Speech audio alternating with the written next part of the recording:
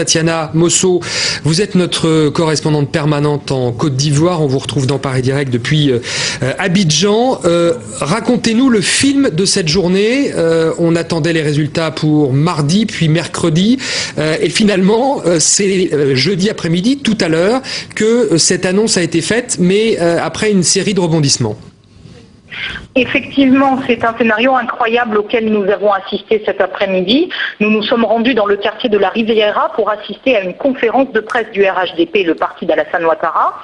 Dans un premier temps, cette conférence a été repoussée, puis alors que nous étions plus que quelques journalistes, nous avons été invités dans la salle de presse. Youssouf Bakayoko, le président de la CEI, est arrivé, sans préambule, escorté par 2 militaires. Dans une brève élocution, il a détaillé les résultats de l'élection présidentielle en donnant Alassane Ouattara, candidat du RHDP, comme gagnant du scrutin avec 54,10% des suffrages contre 45,9% pour Laurent Gbagbo. Cette annonce aurait dû logiquement se faire au siège de la CEI, mais c'est sans plus d'explications qu'ils nous ont été communiqués. Ce sont bien entendu des résultats provisoires que le Conseil constitutionnel devra valider dans les prochains jours. Alors vous parlez du Conseil constitutionnel.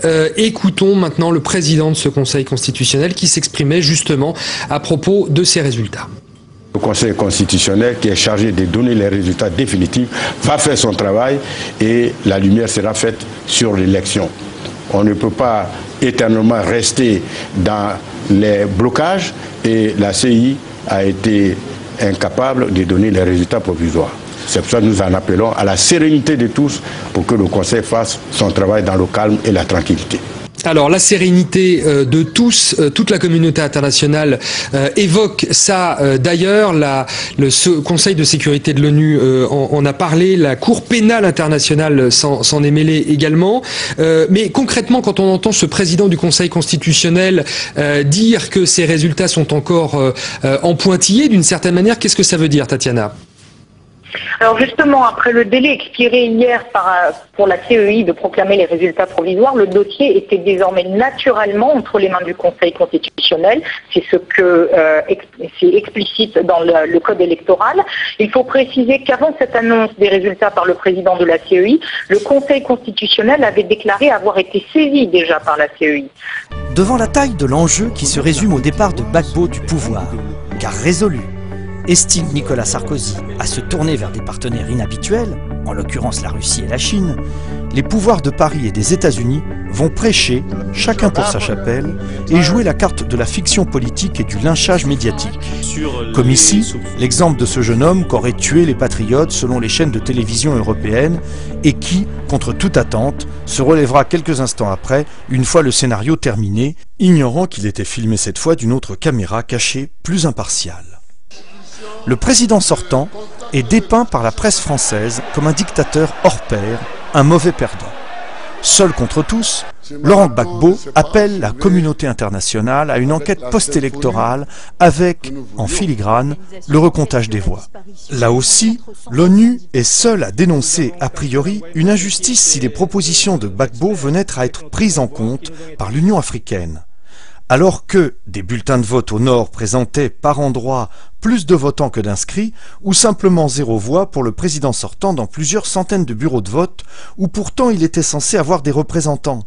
Ce sont au total des bourrages d'urnes que l'on subodore et l'embrouille née de l'octroi, sans raison apparente, d'environ 600 000 voix à Alassane Ouattara qu'il faudra décrypter. L'appel de Laurent Gbagbo est entendu par les présidents angolais José Eduardo dos Santos, le sud-africain Jacob Zuma et l'ougandais Yoweri Museveni. L'Afrique s'en trouvera très fortement divisée et l'Union africaine humiliée. J'ai été choqué par la prise de position urbi et torbi de la France dans cette affaire. Je pense que la seule position, c'était d'une position de retrait et de laisser les choses faire. Et donc s'attaquer compte tenu du passé, et compte tenu des 10 dernières années, compte tenu de ce qu'on savait des raisons de la crise ivoirienne, c'est-à-dire du rôle de Soro, du rôle des puissances étrangères. Je pense que la seule politique que moi j'aurais admis, ça aurait été au minimum le silence. hein, et donc de laisser les pays africains régler leurs propres affaires. Et donc c'est cet angle-là que et donc pas tomber, parce que je pense que la situation que je n'ai pas suivie au jour le jour, elle est beaucoup plus compliquée que celle qu'on peut entendre par les reporters ici et là, qui regardent là une fois de plus uniquement sous un angle moral et militant. Et donc je pense que c'est une affaire qui concerne les Ivoiriens d'abord et les Africains ensuite, et que ce n'est pas à la France d'intervenir là-dedans. Je trouve que, en tout cas, critiquer violemment un recomptage des voix me semble, quand on veut vraiment mettre au pinacle comme valeur fondamentale la démocratie, ça me semble un peu contradictoire de ne pas au moins accepter cette affaire de recomptage des voix. Moi, ça ne me choquait pas du tout qu'on accepte le recomptage des voix, puisque s'il y a eu fraude et qu'il y a un problème, autant recompter les voix. Donc, je trouvais que c'était si c'était la demande d'un côté, il fallait recompter les voix. Blaise Compaoré, le président burkinabé, et ses homologues Abdoulaye Wade du Sénégal et Jonathan Goodluck du Nigeria se voient arracher le dossier ivoirien. Mais Paris n'a pas encore dit son dernier mot. Les sanctions économiques contre la Côte d'Ivoire se multiplient pour pousser les populations à la rue contre Gbagbo. C'est-il seulement le président ivoirien qu'il est pris au piège de la bataille américano-française pour le contrôle du golfe de Guinée? La Côte d'Ivoire demeure un pays essentiel, avec son hub port, le deuxième d'Afrique après celui de Durban en Afrique du Sud, sa position médiane sur la côte atlantique et ses infrastructures économiques inégalées en Afrique de l'Ouest. Toutes choses qui devraient permettre des exportations rapides vers l'Europe et l'Amérique au départ du golfe de Guinée.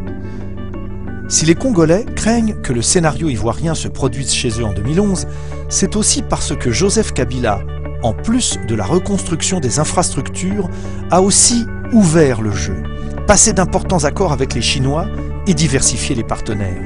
Le FMI lui refusera même un prêt, lui reprochant ses transactions avec la Chine. Les termes des attaques, reposant sur des faits réels et sur un incontestable durcissement du régime, se dessinent déjà. La corruption de l'entourage présidentiel, les violations des droits de l'homme.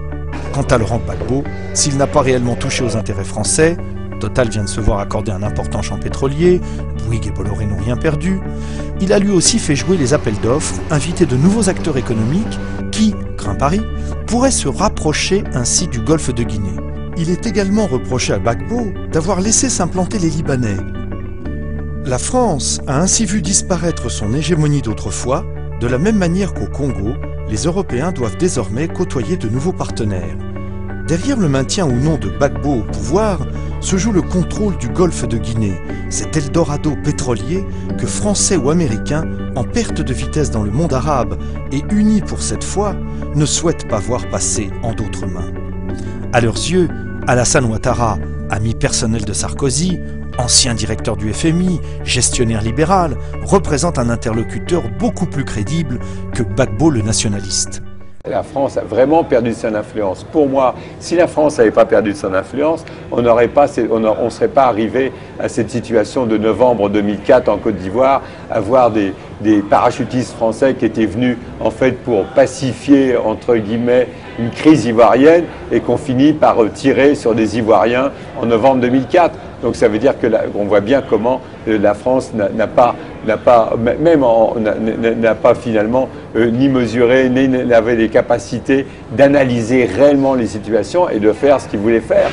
Elle a perdu quelque part sa science africaine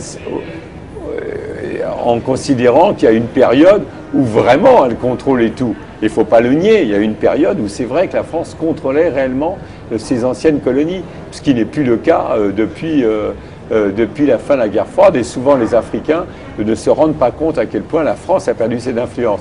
Encore une fois, ça ne veut pas dire que dans un certain nombre de situations, la France n'a pas à un moment donné, à des périodes très précises, poussé, selon ses intérêts, pousser l'un ou l'autre dirigeant africain.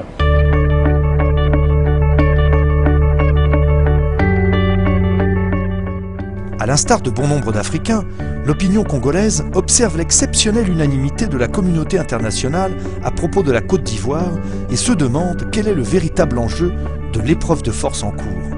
Quant au gouvernement de Kinshasa, issu de la majorité présidentielle, il n'entend pas se laisser piéger dans un scrutin à 2 tours qui permettrait à tous les candidats de l'opposition de se rallier à une candidature commune dirigée contre le président sortant, et il envisage de passer à un simple scrutin majoritaire. Le Congo garde encore présent à l'esprit ces terribles phrases prononcées par Nicolas Sarkozy en 2010 dans la région des Grands Lacs. Quant à la région des Lacs, la violence s'est une nouvelle fois déchaînée.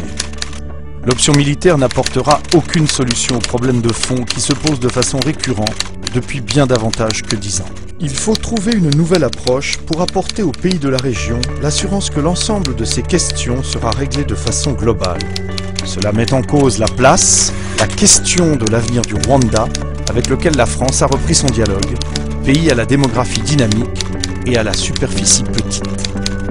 Cela pose aussi la question de la République démocratique du Congo, pays à la superficie immense et à l'organisation étrange des richesses frontalières. Il faudra bien qu'à un moment ou un autre, il y ait un dialogue qui ne soit pas conjoncturel, mais un dialogue structurel. Comment, dans cette région du monde, on partage l'espace, on partage les richesses, et on accepte de comprendre que la géographie a ses lois, que les pays changent rarement d'adresse, et qu'il faudra apprendre à vivre les uns à côté des autres.